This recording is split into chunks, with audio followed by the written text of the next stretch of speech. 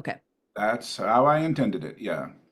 My face will mostly be on the left-hand side of the screen, except for this title thing. So if you'll people who want to rearrange their windows to either reveal or obscure my visage, know that the site will change. Well, thank you very much. Thanks to Salvatore. Thanks to Shelby for that introduction. I'm very confused to be here, largely because I still have lots of imposter syndrome. And I turn around and I look at my CV and it looks impressive. And then I think, how the hell did I get this? So when Salvatore invited me, it was a punch in the arm for me potentially actually having something to say. So I want to begin, let's do that, the forever challenge of getting the first line going. I want to begin with something that happened a couple of months ago to me, which I believe is perhaps the funniest thing I've said in about 10 years. And I know it to be true, and I know how spectacularly this will fail in terms of communicating it. But I was with my son, and for some reason the topic of Leonard Cohen came up, because, that's what Canadians do all the time. And he said, Leonard Cohen, oh. And I said, oh, what's with Leonard Cohen? He said, I know someone who is named after Leonard Cohen. And I was confused, and I ran through the register of friends that he might have. He's 16, so he has people who I don't know, and knew he didn't have anyone named Leonard in his life, but I did know he had someone named Cohen in his life. And I went, oh. Because the circumstances with how Cohen entered into my son's life and have since disappeared, it's really none of your business. But say enough that it was emotionally fraught, that some catharsis was perhaps required at this time. And the catharsis is not going to be directed towards an innocent child, but a catharsis can certainly be directed vindictively towards the child's parents. And so I said, are they really named after Leonard Cohen? Casting aspersions on the parents. And I said, apropos of nothing, it could be worse. He could have been named, and here's where there's a momentary pause in the joke construction. Because out of nowhere, we could think of so many different people, so many different fan groups that this could have potential contempt for. That who is the person who names their child after this, who tars their child with a name? And this is no disrespect to Leonard Cohen, but again, we are cursing on the fans. And I have, in my own life, my sister is named Eleanor, not for of Aquitaine, not for Roosevelt, but for Sam Gamgee's daughter in Lord of the Rings. So I know whereof I speak. But for some reason, the name I pulled out of the ether completed the sentence, it could be worse, he could be called Malmsteen. At which point, I giggled and laughed and wept in hilarity. My son stood agape because, like perhaps most of you, he had no idea what Malmsteen referred to. He has probably very little understanding of Swedish prog guitarist Yngwie Malmsteen. Height of the most pretentious form of mid-'80s thrash metal and thrash guitar. And so when I said Malmsteen, he recognized that a joke was happening. He recognized that there was something going on. And largely he could tell that mainly because I had literally doubled over in laughter. And I knew at that moment that he had no idea who Malmsteen was. I know at this moment that most of you don't. And I reaffirm the fact that that was the funniest thing that I've ever said. What's more, I was going through the same Rolodex in my head that stores my son's names and thinking about all my friends. I knew that there was only about 3 people I knew personally who would get the Malmsteen reference. And I just want to have you sit with that thought for a minute. So I'm a folklorist, which is an unusual thing. And I'm realizing more and more that I'm a folklorist dilettante in some ways and sort of committed to some of its premises. And folklore might have the connotation and contains the connotation that you might have in terms of the study of old things and the study of sort of certain forms of communication that are identified with either a particular socioeconomic class of people or a particular generation of people. But for the most part, and I'll be expanding on this as I go, For the most part, although that is still part of the folkloric exercise, it is a contemporary science, or at least a science of the contemporary sphere. It's a science that is looking at human interaction, the intimate artistic communication in small groups that is done, interstitial culture, informal culture, however you wish to use it. Lynn McNeil, in her book Folklore Rules, which is a sort of a handy introduction for undergraduates to what comprises folklore, she breaks it down into a number of various categories. Verbal art, with the things we say; custom, which is the things we do; material culture, the things that we make or we use. Now, of course, for humor, for the most part, we can talk about humorous custom and humorous material culture, but we're going to be talking about verbal art today. But one of the things I think is sort of most important is this idea of the things we, the active engagement and the relationship between the things that are performed and the sense of we-ness, as it were. One of the conceits of folklore is that a group is defined perhaps on sort of instrumental terms, on things that they have in common, on almost quantifiable data or sets of terms and relations that they share. But ultimately, what binds the group together are artistic, expressive, pleasurable performances that reinforce that sense of identity, that are built on a set of references, a set of understandings that are known to be shared by them and known also not necessarily to be shared by others. That it's not defining in opposition to other, but in contrast to other. And so the idea that there's a mediating relationship between performance and their expressive content and the belonging of a group. And this doesn't matter whether we were talking about a group on the level of a couple or a family or a class or a cohort at a summer camp, or even to the level of the nation state, a sense of, through artistic practices, we share these things in common. And we can, again, a point I'll get to later, we can also extend this beyond the face-to-face communications of individuals co-present to each other, to something as broad as the nation state or beyond, fan culture, global fan culture, for example, because we can express a continuum of performances that might use media and connect people through these expressive cultures, expressive performances, to the point where the thing that they might actually have in common is actually this expressive performance itself. So, just to give a little bit of a background, the folklore has this sort of historical shift. It did used to be basically a collection exercise, what's sometimes referred to as I'm blanking on the word, so I'm going to skip it over. But a descriptive exercise where people would try and gather texts. They would gather texts, or in the context of material culture, examples, in the context of custom, descriptions of the performances of a people, largely with the idea that these things are in danger of being lost because of either we do not necessarily trust the folks themselves as caretakers thereof. Now, the we being tough 19th century middle class twee academics, or the fact that as contexts change, as a rural-based experience transfers over to a urban and an industrial economy, that the conditions for these performances are going to disappear. Built into that is the notion of the time that there was something about the older, the more authentic.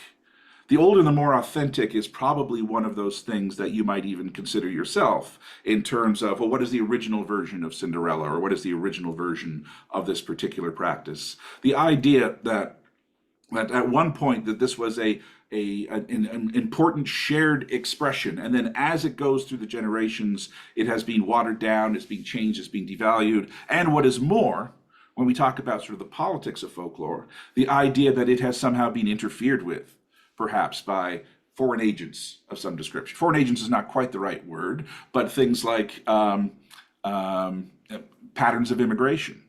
So one of the weights, the moral weights that folklorists bear is this palimpsest of nationalism, and that so often folklore has become associated with nationalist tendencies. At the very least, nationalists have employed folklore, the study of what is the culture of this place, what is the culture that is to the land for a time in some kind of perpetuity, with the notion that this is what belongs to the real people, this is what belongs to the true people, this is what belongs to the inhabitants, and nation states are built upon that conceit. So in the same way that anthropology bears some kind of association with, it isn't its project, but it bears some association with patterns of colonialism, folklore bears some association with patterns of nationalism. But that is not the shift. That is not how we consider it now. Largely, we have moved to the idea of performances. Largely, we moved to the idea of looking at these texts within particular contexts, with actually seeing how these things operate, that they are not texts that have an integrity of their own, save for the fact that they are communicated across generations and multiple generations. So again, the old idea was the notion of text as some kind of inheritance, something where, again, the older was the most authentic. And unfortunately, when we collect from the folk, we, again, the 19th century, twee, toff, academic, when we collect from the folk, what we have is the unfortunate conduit to the past. We have this, like a game of telephone, we only have what they can provide us, and we need to reconstruct it. But as we move forward, and really technology helps, because once we were able to record, not through transcription, but through actual media, tape, or reel to reel and tape and wax cylinder, let alone digital. Once we were able to see that, we could record not only one performance, but multiple performances from the same person. And it started to change our ideas about what comprised alteration. That if you think of the text as something that needs to be repeated, a script that needs to be followed, then variation is inherently a matter of error or misuse somehow. But if we notice that the changes that were being made to the text were actually adaptations to the context, that they were intelligent recreations of what was going forward, that memory, even if the folk themselves understood themselves as repeating what happened from the past, memory was not the consideration, recreation was the consideration. And so we had this movement from these received texts, like a Cinderella, always a good example, to from that being, at one point there was an original form and everything is a bad photocopy of a photocopy of a photocopy thereof, to it's a set of expectations, a template that is followed again and again. I take some of this from when I dallied with the art history theory, or art theory, and the notion of like the thick and the thin works. And that you have the thick work of, say, classical music, where you have a very deliberate score by one particular composer, and the art of it, the performance of it, is a reasonably faithful, but with well executed version of how the composer probably thought of it. And people with a better, richer understanding of classical music canon could probably pick to exemplary performances of Beethoven's Fifth or Pachelbel's Canon and so on, and be, oh, this is the 1937 Prague orchestra version, and get very excited by that. But if you compare that to something like the singer-songwriter, where you have perhaps a melody set down, a chord pattern exchange, and lyrics, music that could fit on one sheet, the interpretation is not necessarily, when it comes to actually moving from something that is written to something that is performed, it is not simply a matter of repeating how the original penner imagined it to be, but open to a certain expectation within a particular framework. And so we made that subtle and slow shift to this. Excuse me. So the idea of creative recreation, as it were, that we have something, we have a received packet of information, we have a received set of expectations, and we know our audiences, and we know that they have expectations, and that in a moment of performance, we can revisit a text, and we can revisit it in a way that is relevant to the people in front of us, was an intellectual sea change.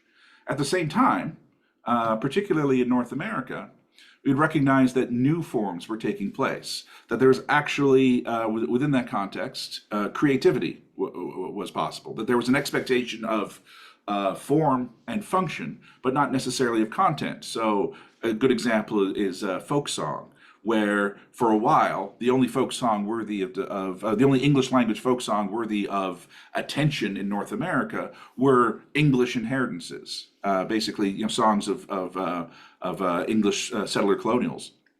And what could be attested to in the British Isles.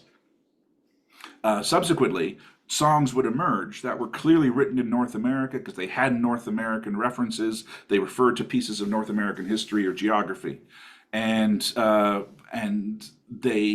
only thing that differentiated them from the texts in England was the fact that they were written here, that they do not have some ancestral past. But in every other way, they were subject to variation. There was a sense that they were communally owned. They transferred through informal means, and they had meaning to the people who sang them. In all other ways, they comprised something folkloric. And so that is one of the things that instigated this shift to change.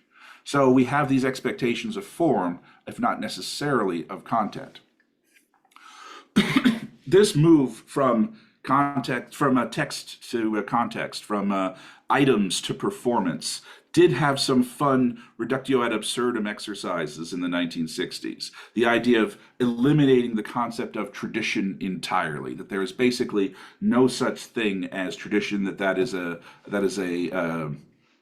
conclusion based on the outsider, but everything is actually a form of recreation, and everything is a uniquely constructed act. Don't worry, I'm going to talk about humor in a minute. But of course, the idea is that even if we can affirm that each act is distinct and each act has no 100% precedent for it, because each one is catered, consciously or not, to the people who are to an understanding of audiences. Nevertheless, people themselves, the folk themselves, understand as operating in a tradition, and they recognize patterns, and audiences recognize patterns, and so on. Michael Dillon Foster, in his work on the folkloresque, coins this term about againness, which I think is a nice way of dealing with this concept of tradition, because tradition has such a heavy word, a heavy legacy associated with it in terms of authority and weight and so on.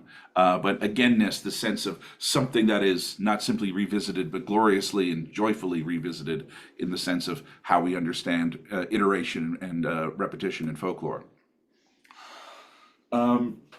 Similarly, there was an idea that you could really only understand something within the entire flow of talk, that every speech event that one encountered needed to be a speech event that was that had, you only consider it from when people gather to when people leave. But clearly, in our speech events, we recognize, as when we're not being folklorists, we recognize that there are set units, that not only can we engage in conversation and can we employ in conversation, and we can recognize as having a beginning, a middle, and an end, and our audiences can recognize as having a beginning, a middle, and an end, so too can we basically pluck that out and apply it elsewhere and use it in a different conversation. And into different flows of talk. So it has the units beyond the large scale of talk have some an understanding of some sort of integrity. The question, and it's a question that I sort of struggle with when I read some of the humor theory stuff, is whether the text has actual pure sort of integrity outside of anything, in anything approaching lab conditions, and that we can see it applied in multiple contexts, basically the same script, basically the same thing, but can it be understood completely abstracted? Do we have the possibility of the replicable results? And this is where I sometimes butt up against the writings of Eliot Oring particularly, which is for me peculiar, as he is also a folklorist and has an understanding of, and is committed to this idea of performance context as well. And yet his lodestone seems to be being able to take a joke and entirely abstract it from context and analyze it, sort of like a Norwegian white rat. And I think, okay, We'll go there, or at least I'll allow that. I am, as you probably can tell from my words, I am against, not against, I am abreast of that. That's my sense of against. I rub against, in a pleasurable way, humor theorists, but I'm not necessarily conversant with it myself. Oh, I got a giggle out of Salvatore. That's lovely. But I don't necessarily. It's kind of like humor theory for me is kind of like banjo playing, in that I can definitely appreciate the art, but I can't be arsed in terms of learning how to do it myself. So I'll just sit back and, when need be, have an accompanist or a sample CD and just plug it in. But I think at the very least we can, and if the words don't necessarily coincide with how humor theorists might explain this, perhaps they're at least sympathetic to my struggles, that verbal humor has not only a cognitive mechanism, but also an aesthetic and a moral apprehension. Sorry, I had faces in front of the words, and now I couldn't remember the one word that was obscured. So there we go.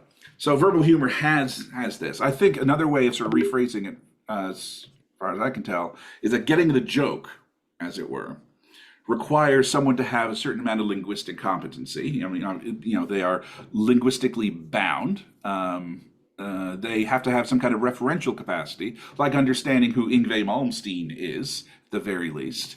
They need to recognize, and these next two can don't necessarily occur in this particular order. They need to recognize that there is a joke frame happening, that there's some kind of verbal act that is meant to trigger something along the lines of a appropriate incongruity. They have some kind of grasp of the mechanism, even if they can't articulate it. Houston Baker's idea of vernacular theory, the notion that just because people can't necessarily articulate a theoretical construct in the way that a theorist might, in terms of a fairly solid set of terms and relations, it doesn't mean that they can't have a deep understanding of what is going on. So, being able to recognize the triggering mechanism, the incongruity mechanism, an evaluation of that mechanism. Is it good? Is it weak? Is it profound? And I would argue that they have an understanding of the relationship with the teller. And I think that is actually kind of key, that where is this text coming from? And I get this in large part from, again, another folklorist, Robert Georges. And I use Georges a lot, and I'll explain that in a slide or two. And his work towards an understanding of folklore, of storytelling events. And one of his points was, again, he was within this thrust of trying to break away entirely from this concept of tradition. But one of his main points was trying to understand exactly what were the social dynamics occurring within a particular storytelling event. And by that, he's not simply referring to something that is framed as, I'm going to sit down and tell you a story. It's not the kind of thing that happens necessarily at a hearth, or the kind of thing that happens at a library or whatever. Or different stories like homilies and so on. That we are engaged in these kind of talks all the time, consciously or not, or at least reflectively or not. And we bring to our speech, we bring to these speech acts a certain social identity, because one of his features, I'm referring to the article for other things, but one of the things I most like is the idea of storytelling events as social experiences, and that they are the people who are engaged in this form of talk know each other. For the most part, especially when we're talking about a folk context, they know each other. They have some kind of pre-existing condition for speaking. Again, for the most part, and I'll talk about something else later. So as they are gathered together, at one point, someone assumes the role of storyteller, and others, we can talk about a binary, or we can talk about everyone who's present, assume the role of story listeners. We can use the communications language of encoder and decoder, and that comes around. During the moment that might be the most prominent relationship they have, and it comprises a matching set. That there's a mutual set of relationships, of responsibilities, of rights, of privileges that the storyteller has that's complemented one by what the story listener has. That is all brought to the fore, and that relationship continues until the storytelling event more or less ends, and that social identity pairing shifts, and perhaps it is now switched, and the other person becomes the storyteller. These rights and responsibilities include such things as the expectations for some kind of good performance. That the good performance is based on the not abstract principles that the folklorist can necessarily identify or presume ought to be there, but local expectations of competency and fluency, and so on. And the storyteller also, to a certain extent, as long as they continue to meet those expectations of fluency and competency and relevancy and all that, they probably can assume some kind of right to finish and to continue that role until the storyteller becomes thoroughly finished. Now, what we have also is the idea that there are other social identity pairings in place, the detail of which I think I get to on the next slide. But if we want to think about the storytellers, the telling of a story by a child to a parent, we might, of course, condition our evaluation of their competency based largely on the fact that they are a child. We would assess a child, I hope we are not monsters gathered together on Zoom, but for the most part, we would assume a different criteria of stringency when it is a child telling a story, perhaps for the very first time, as opposed to someone who claims to be a master storyteller. And this holds true for even events, again, that aren't framed as storytelling events, for any kind of formal bit of information, formal, informal bit of information. But again, one of the things is that we have these other social identity pairings that are in place. And that, again, one of the most obvious ones is familial. But there's often a complementary aspect to it. The example that Georges gives is father and child, and that can't help but be brought to the storytelling event. That is part of the evaluative criteria that is brought to that particular moment. We can think of others. We can think of ones like spouses. We can think of things like coworkers, in a sort of some kind of whether or not they're in a harmonious relationship, but perhaps at least on some kind of same hierarchical plane. We can think of boss and employee with a different hierarchical plane. We can think of all the things that are the relationships that we might have with other people.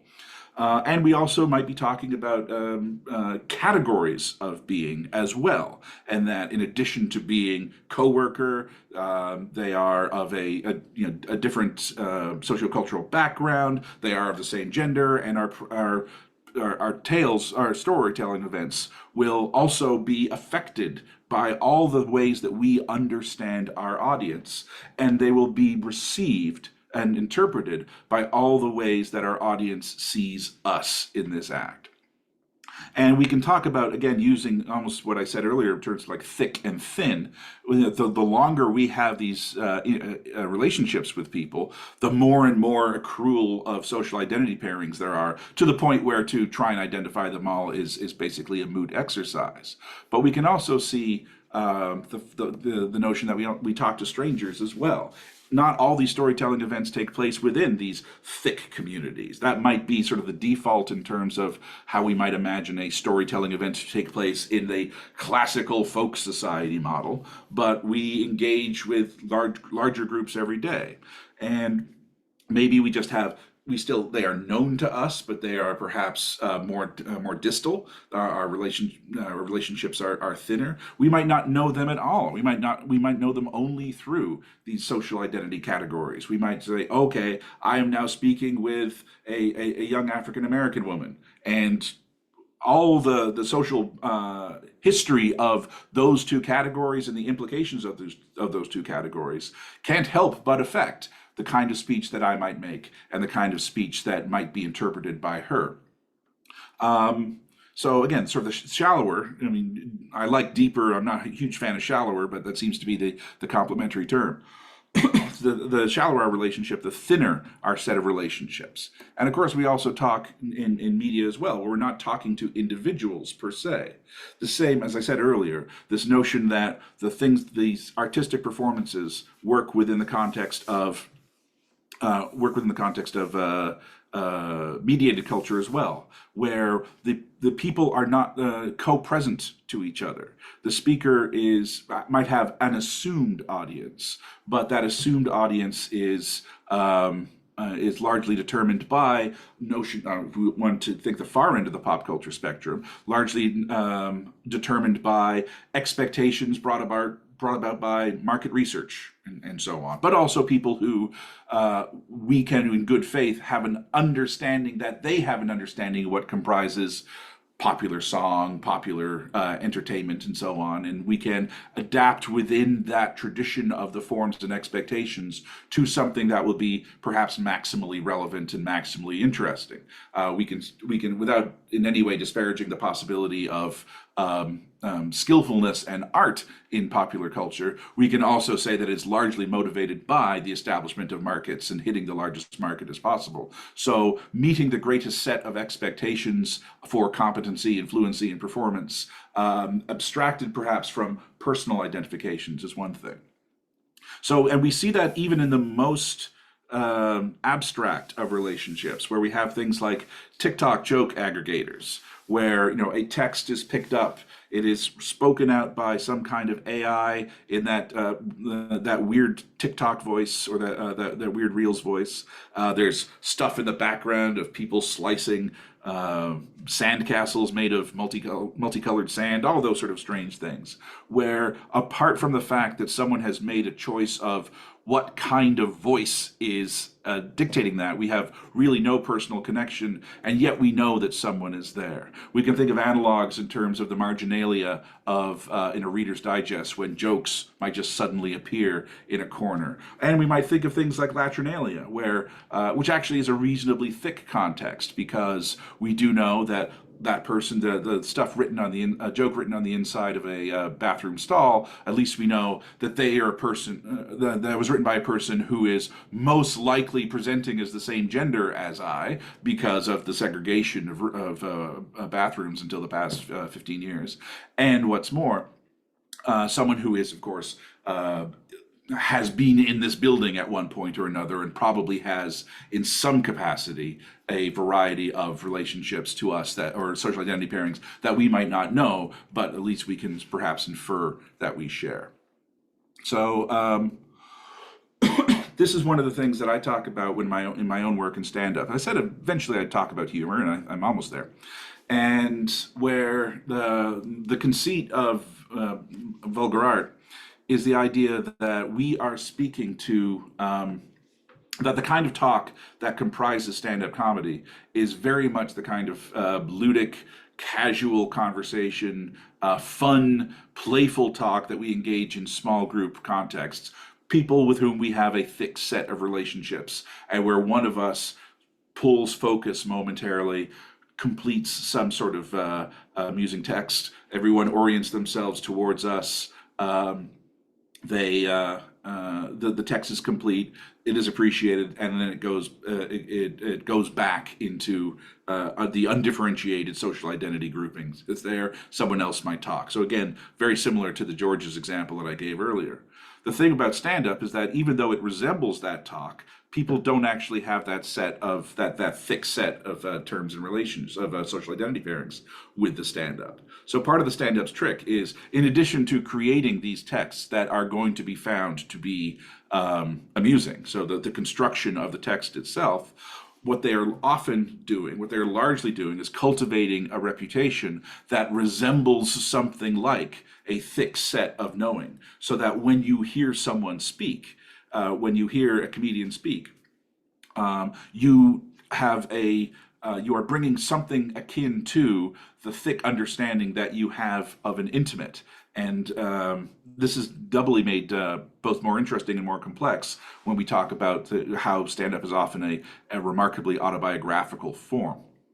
So, the initial stand-up doesn't necessarily, or the initial stand-up performance doesn't necessarily have the power of an extant reputation known. You might have no, apart from presumably the same language, you likely have no real connections to any particular audience. You do have an embodied presence, and so you have your understanding of those social categories of tubby white middle-aged male, and you have an expectation of their understandings of tubby white middle-aged male, and your understandings of the social groups that you might be encountering, and their understandings of the social groups that they from which they are comprised, and so you might begin material basically speaking about those kind of categories, or of course the categories that we share by participation in popular culture itself or politics itself, so we can make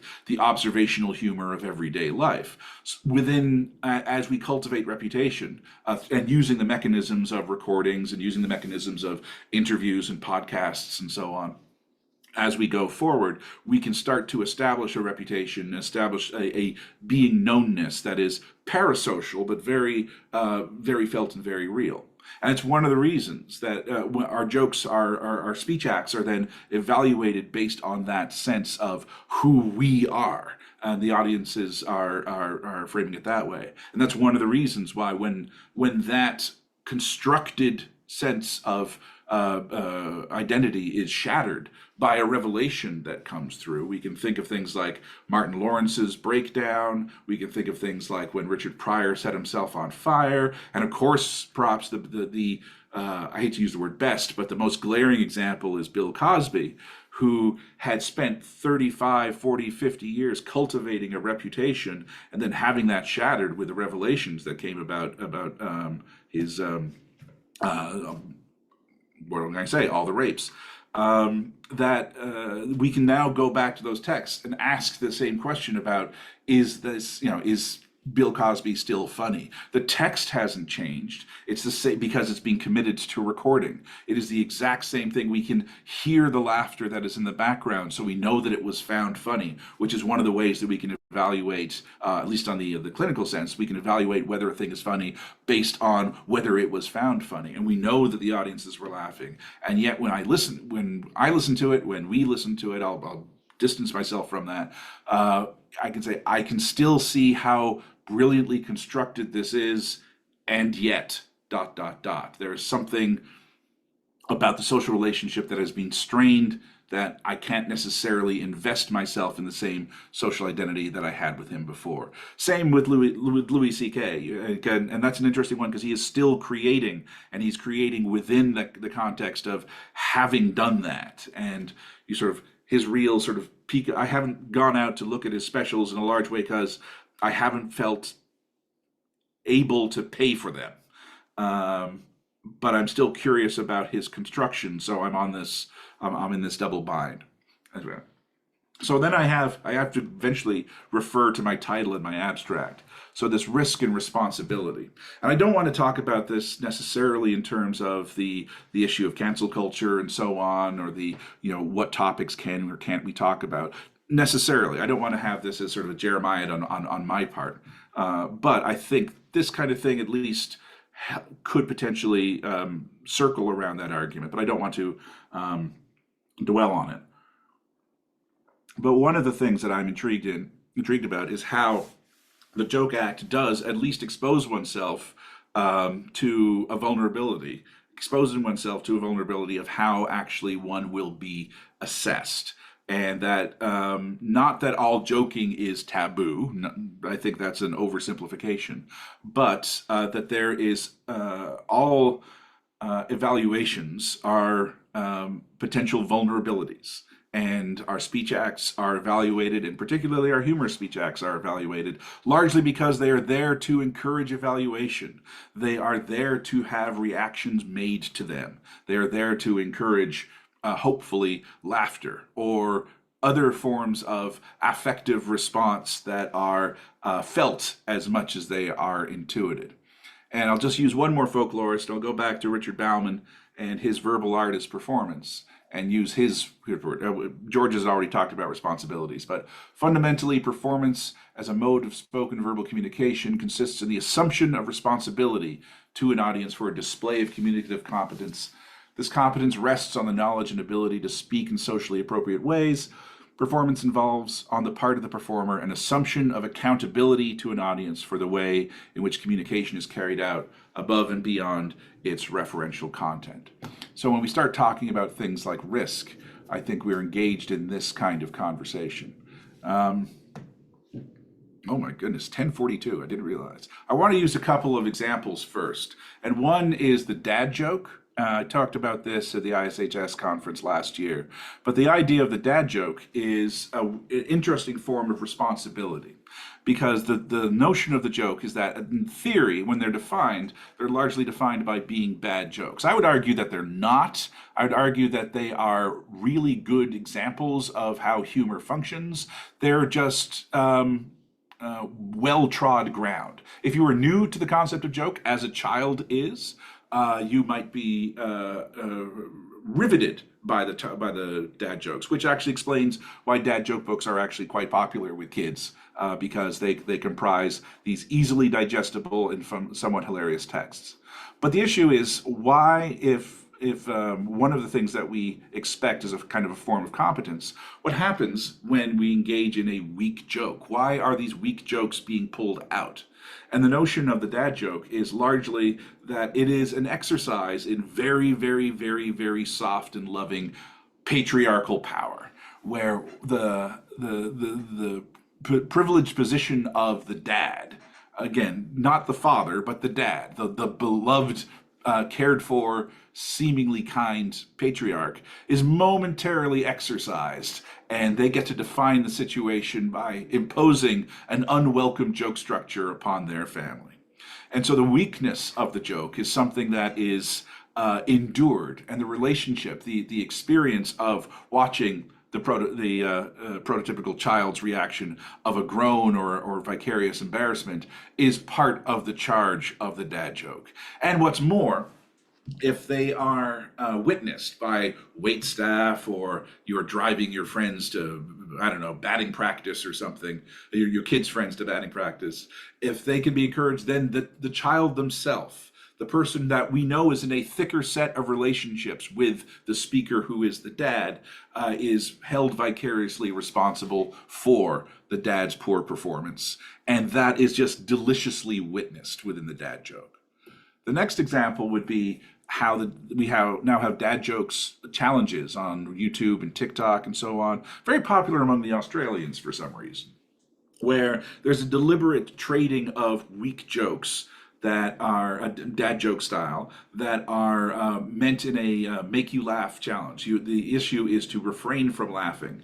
And of course, people can't help but eventually laugh at these lame jokes. And there is as much joy to be had in someone else angrily or frustratingly breaking their desire not to respond to these jokes with laughter in some kind of performative way. And then, of course, they are filmed and they are distributed. Dad joke challenges also include the most preposterous, or potentially the most horrific of jokes, at the very least, dealing with the taboo subjects of homophobia and ableism and racism and sexism and all the isms that one wishes to do. They are clearly framed as joke frames, and they're clearly performed by people who at least present as socially moderate. Yet they are exercises in this level of responsibility. The reaction to the telling of the terrible joke, not terrible because the mechanisms are weak, but terrible because they require the buying of a conceit that is, at this moment in time, culturally taboo, is part of the joy. Two more examples. One is the jokes Seth Can't Tell segment on Saturday Night Live. It's on Late Night with Seth Meyers, where the conceit is that well-crafted jokes cross his desk all the time, and yet because they're written by a diverse staff, he isn't necessarily the one who can speak them. And so his co-writers, one of whom is an African-American woman, one of whom is a lesbian, and of course, lesbian woman, are able to reveal the punchlines to the jokes that Seth sets up. And so the very conceit that he ought not to feel accountable for these texts, because it would be taboo were he to utter them, and yet we can simultaneously recognize them as engaging aesthetic performances, effective jokes, as long as they are in the mouths of the right people, says something about the notion of the responsibility that is felt, or at least surrounds, the issue of the text. And of course, the final conceit of each segment is that he is finally allowed to tell one. He does so, and they react aghast, and he struggles to maintain the composure and seeking that responsibility. The final one is the recent Saturday Night Live joke swap, where Michael Che and Colin Jost have written jokes for each other.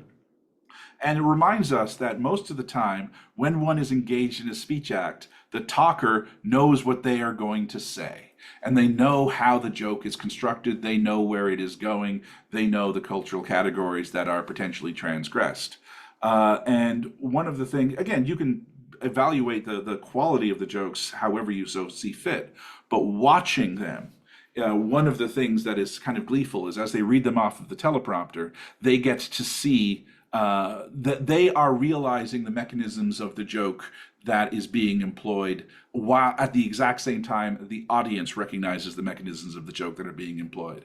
They are now grasping the risk that is being thrust upon them and the responsibility for their speech act that they have, despite the fact, of course, that there is a remarkable amount of framing of this event and clear statements that he is not the responsible author of this joke. Nevertheless, there's the assumption of the responsibility of the teller.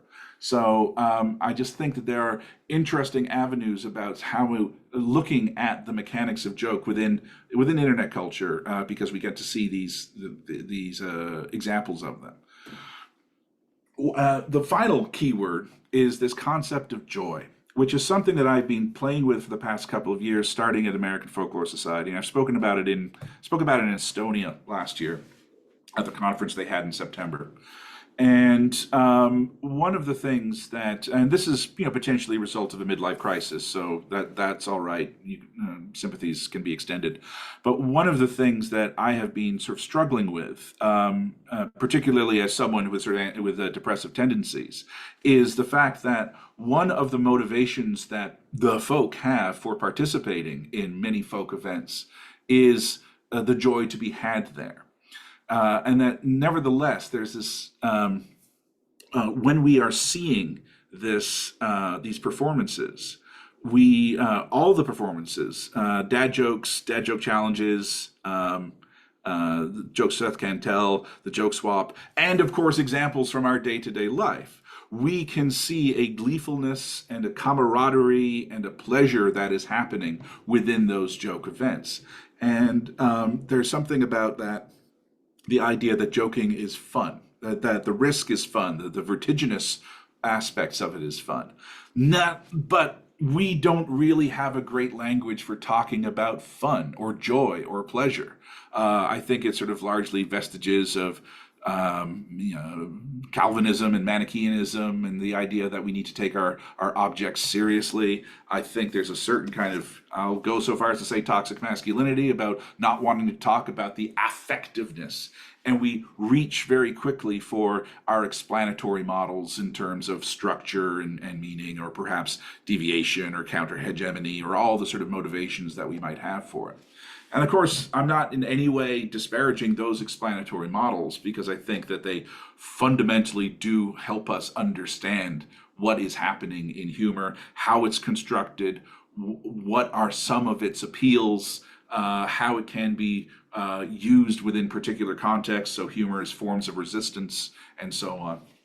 And I'm not suggesting that any of those tasks become subordinated to what I'm interested in, but rather I think it's useful for us to take that pause and reflect on the idea that one of the key motivations for participating in joking is joy, is this sense of through affective release, we are reaffirming the bonds that we have with each other. It is fun to laugh with people. In addition to it's fun to laugh at people, and it's fun to laugh because of things. It is fun to be together. We do not have a effectively serious language to talk about this. And so I know I'm always self-conscious about how thin my point might be, and yet I still seem to affirm or wish to affirm the idea that jokes are a pleasurable thing, and we can't necessarily discount that. And we can't discount that in large part because that often is the motivation of that we get from our informants about why we tell jokes. So then when I go back and consider, like, the failure of the performance in terms of the Leonard Cohen joke, the idea that I chose Malmsteen of all, that I knew immediately, I knew the moment it escaped, perhaps I knew the moment before it escaped my mouth, that Malmsteen would not be a reference that my son would get. But he knew that he would be I knew that he would be co-present to my delight in my own construction and the spontaneity of that construction. And clearly he was, because even though he had that little crinkle in his forehead about not quite understanding my reference, he recognized that there was a joke there. He recognized the mechanism. He recognized perhaps, the function in terms of disparaging poor Cohen's parents. And he saw me in delight, and by extension, I believe he was delighted too. And he laughed about it, and he remembered it for days. And now he, of course, knows who Yngve Malmsteen is, so at least my fundamental task as a parent is complete. And with that, I think I am done. Thank you very much. The reason I asked Ian to do this keynote, which he shouldn't be surprised, but I know him well enough that I know that's true, is that he's one of the people that makes me think each time I read something that he's written, and each time I'm like, oh wow. I always come away with a moment of deep surprise, where I say, okay, this is clever, this is wise, this is very interesting, and I hadn't thought of it. And of course, I did the same thing from this talk, and that's why I asked him to speak, because he's one of the deepest thinkers in humor research right now. Mark my words. Oh my goodness, thank you so much. Just let me sit with that for a second. And also the expression rubbing pleasurably against a humor theorist, what else do you need? Well, we've all been there. I actually have been there literally. Many years ago, I was at one of the ISHS conferences, and I came to a workshop late. So I was in the back, and Don Nilsson was sitting at this big table by himself, because also he'd come late. So it was the two of us. And the presenter says, okay, now you're going to turn and hug the person to your right. And so now you have to know, for those of you who don't know who Don Nilsson, or haven't met him in person, he's a large man, pretty much my size, except a foot taller. And so I had the experience of being hugged by Don Nilsson, and that's something. I can see that. I see a question in the chat. Yes. From, and Amy also has her hands up, hands, not physically, her emoji hand up as well. All right, I'll get to the one in the chat, but Amy, please, you first. Hello. I'm sorry to break up the Attardo-Brodie love fest, but I got a question. But first, Ian, I'm so happy to have actual material evidence that you made it home safely from Estonia. Yeah, it was rocky, but it happened. Good to know. Good to know. Okay, so this is something that I would love to have you comment on. But first, thank you. not only was that a good talk, that was like a real keynote. So, I mean, it was key. It was of note. I mean, it was worth getting up early for, and thank you. So my question is about this idea of performativity that I think that it's in there, you're circling around. So I wanted to throw a few things in. One is that, so I'm considering performativity and things that problematize our ways of thinking about relationships between audience and performer. And I can't get away from the idea that dad jokes are particularly annoying. And I'm speaking as someone who's never been a dad. Because exactly as you said, there is in every instance a reassertion of patriarchal power, or at least assumptions of that power on the part of the dad, in a way that makes it difficult to reject the joke. Without also rejecting the assumed power or authority of the dad. So they are problematic. And then there's another thing that came out in terms of your reference to Cosby, who also functioned as a dad figure for quite a while. And the thing is that the thing that indicated sort of the end of his validity as a performer happened before the rapes came to light. And that was the fact that he started, because he's local to where I live, and he was on the board he was on the board of trustees at the institution where I teach, and he attended graduations, and he got his PhD in education from the institution where I teach. So, so he would show up a lot, but he's very known in Philadelphia. But he started showing up and haranguing his audiences whenever he had an opportunity to speak publicly. He was talking to a Black audience, and it was pull up your pants, pull up your trousers, tuck in your shirt, speak proper English. And so what it did was what it brought out was that he was happily willing to demean and verbally attempt to humiliate his Black audiences. And the problem that it brought to light was that possibly his material had always been for white audiences, because when he did that, he was obviously not concerned about alienating white audiences. So he problematized his patriarchal relationship with Black audiences.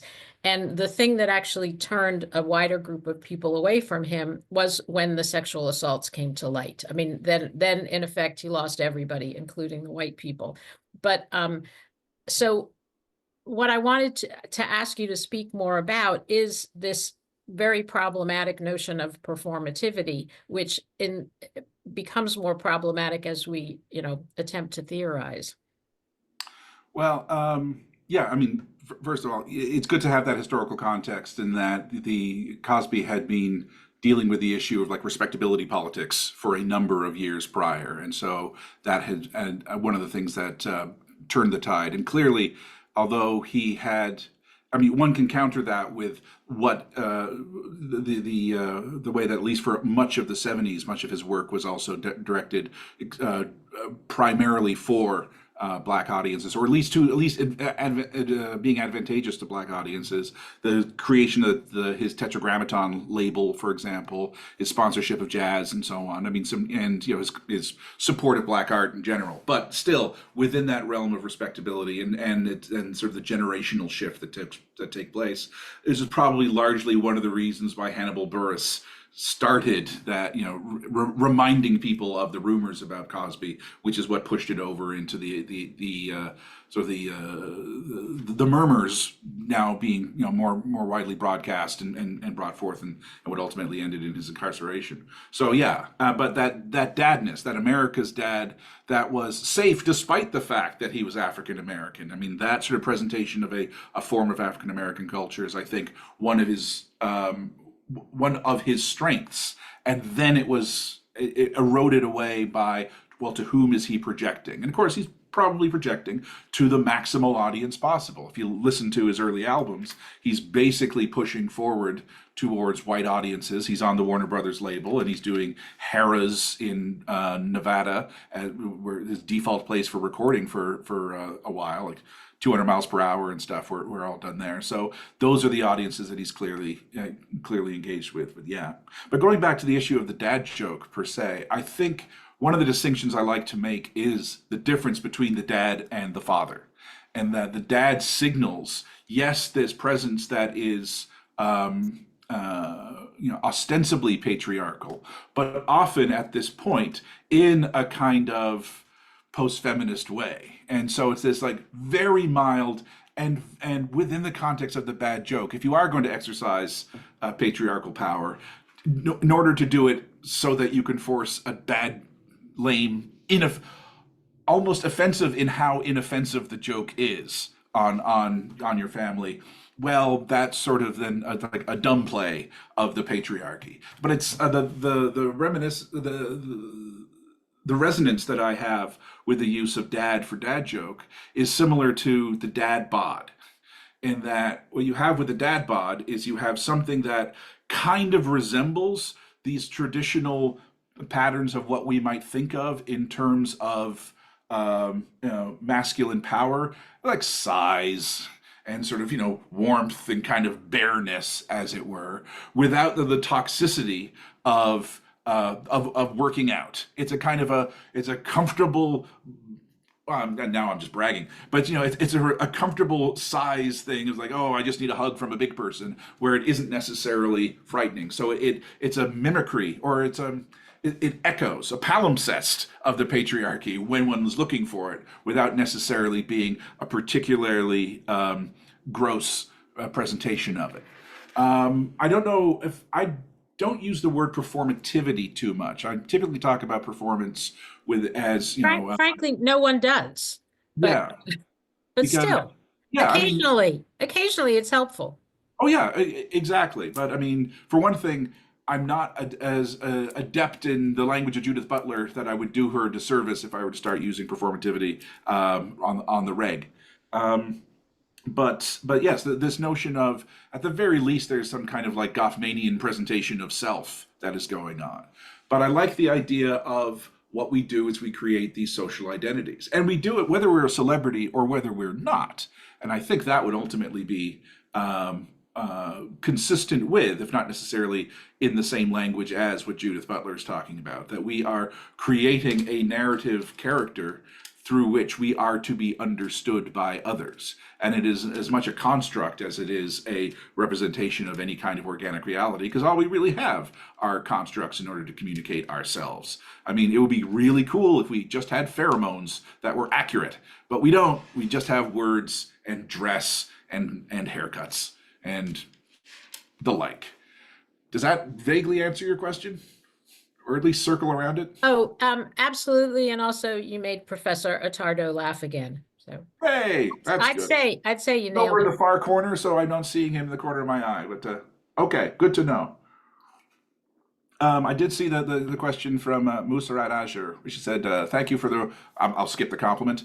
You said that getting jokes also relates to the relationship with the teller. Do you mean that we do not get jokes if they are told by strangers? No, I don't think that's the case. I think that the joke can be actually understood, but the question on how it's evaluated might differ. I mean, again, we might be more sympathetic to a bad joke performance. In fact, we now see bad joke performances all the time for people that we have, perhaps greater allegiances to. We might forgive transgressions in certain people that we wouldn't forgive in others.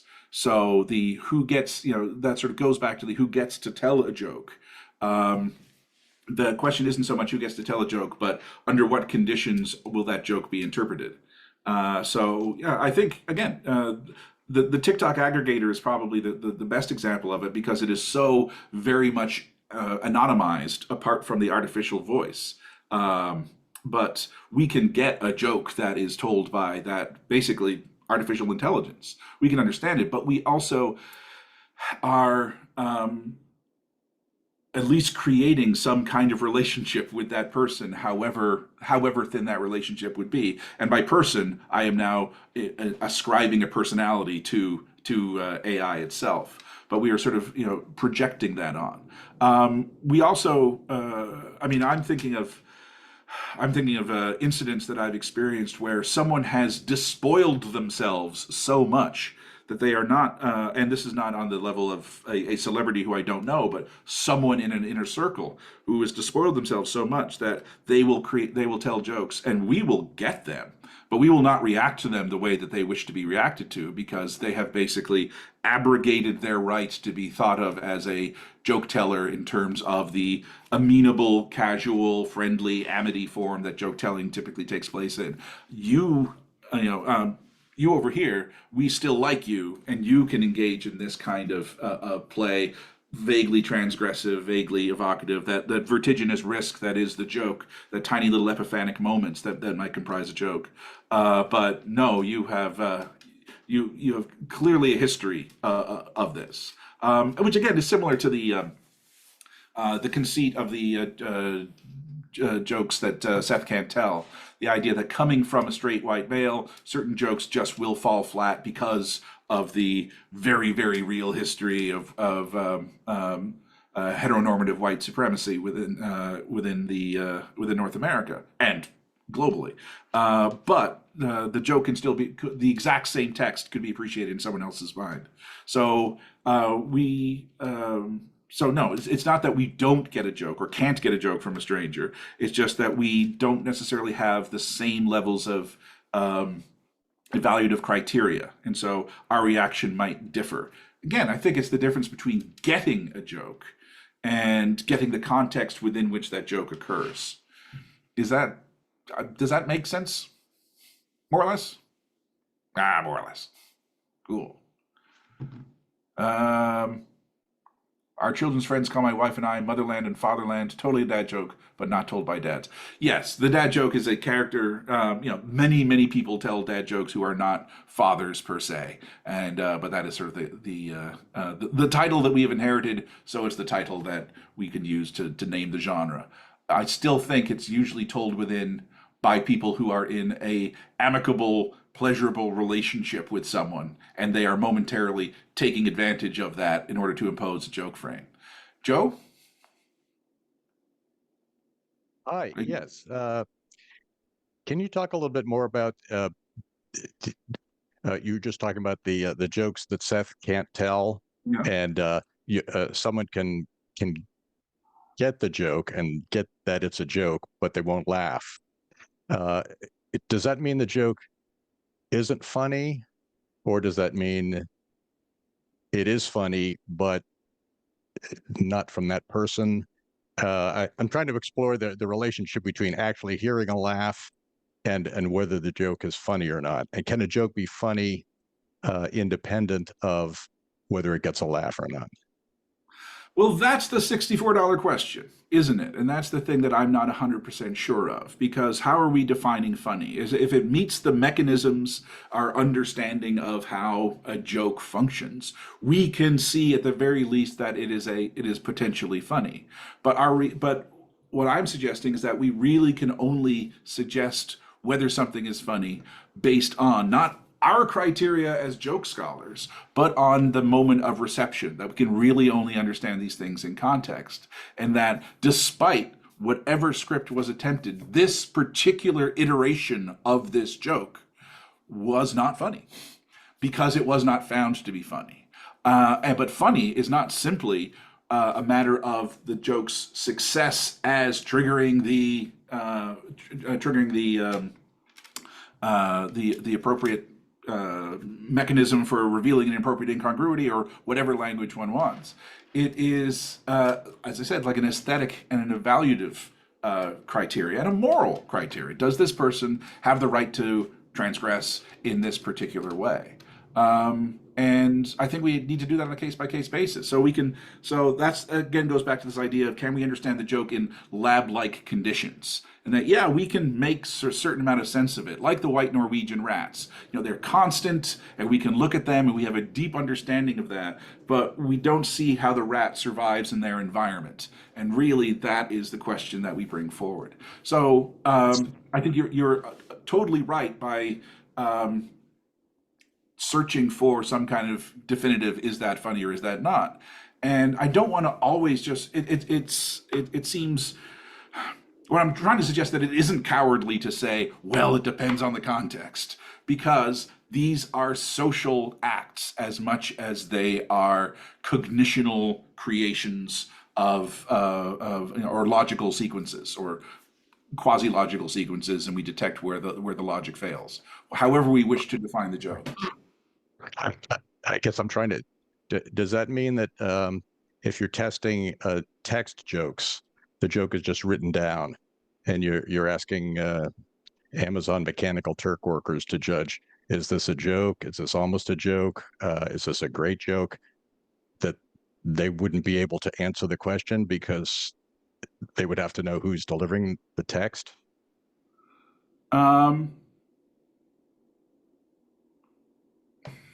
If you're texting a joke to, I got Amazon worker, got confused for a second.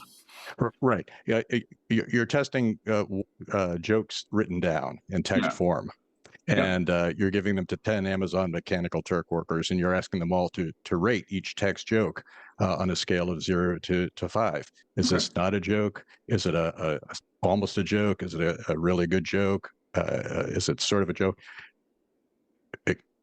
It sounds like you're saying it might be impossible for them to answer that question because they would have to know, well, it depends on who's uttering the joke.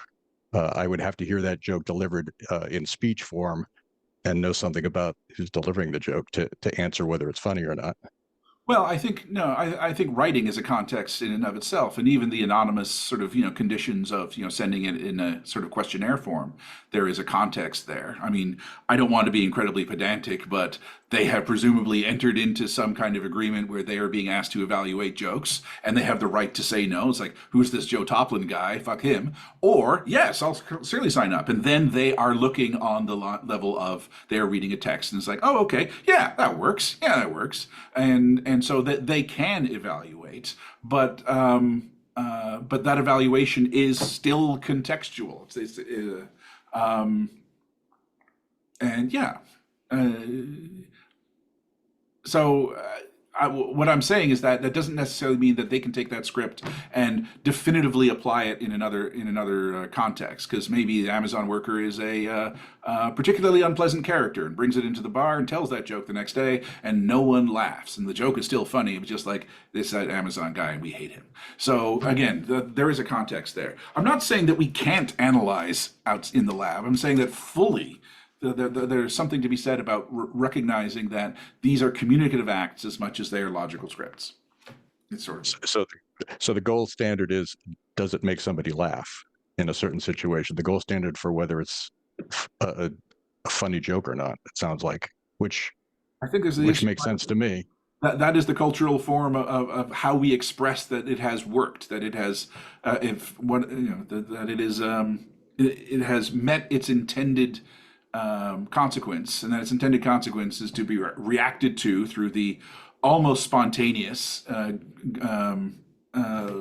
affective response of laughter, in the same way that an effective dirge is one that moves us to tears. We can look at it on a page, think, yeah, that looks pretty sad. It's in D minor, right? D minor is terrible, but it's really only when we hear it, and perhaps when we hear it, whether in the car or at the funeral, will be different contexts for whether or how effective this dirge is. So many cultural forms are there to encourage particular affective responses, and I think the joke, largely, and humor in general, and the joke in particular, is to encourage the effective response of laughter or its approximation, the happy nod, the low chuckle that one has when one reads a bon mot. Thank you. Thank you. There's been a couple more things that have come in the chat, but Chris Kramer will use his as our last question, and then we'll give everyone some time, a break before we go into the first session. Did you already see Chris Kramer's comment, or do you want me to read that to you? I think it was just about, there's a view that the quality of a joke, its performance, cleverness, adept use of incongruity, etc., can minimize the potential harm of an otherwise inappropriate bit, even especially among strangers. What are your thoughts on that?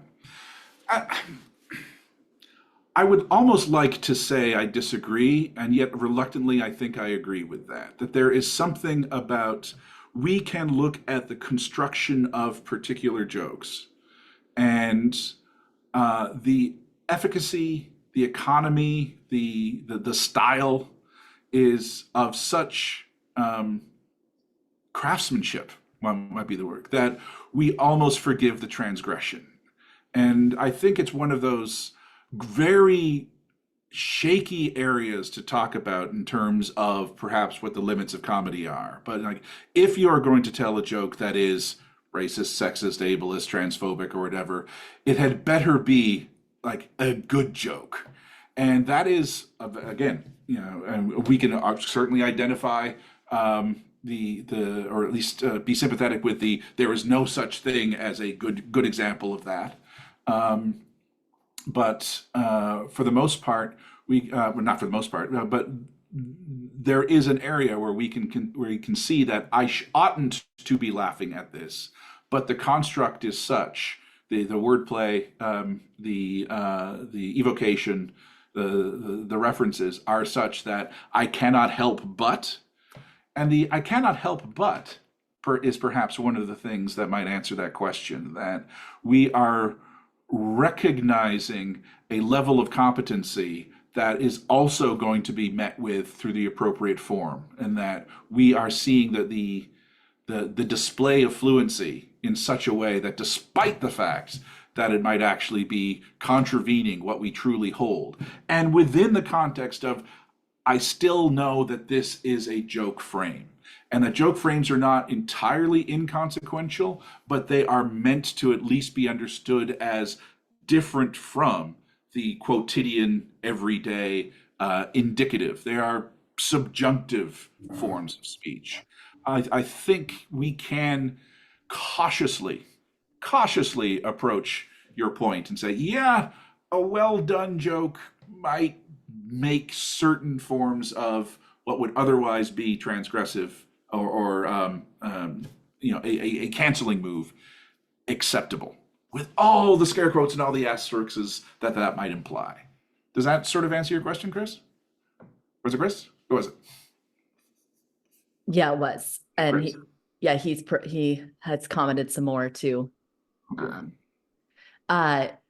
Dr. Brodie, I want to thank you for your keynote. Thank you for your time. Thank you for fielding all the questions. And you have more in the chat. If you're welcome to just glance at them, respond in the chat, or go get a break. But everyone, thank you. Please, if you can, use your little emoji reaction. Send them some love. Sorry, we're not there to